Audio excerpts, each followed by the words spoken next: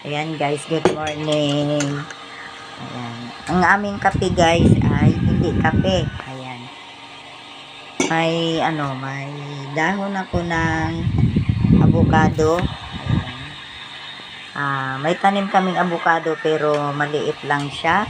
Puro dahon na lang, hindi kahit wala siyang bunga at ang dahon naman ay ating mapakinabangan. Ayan. Ayan guys. Ang ganyan ang kulay niya guys eh.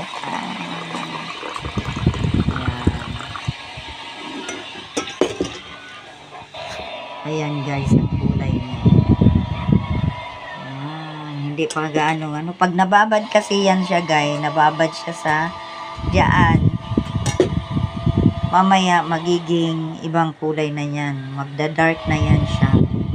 Tapos lagyan natin siya ng honey. Ayan.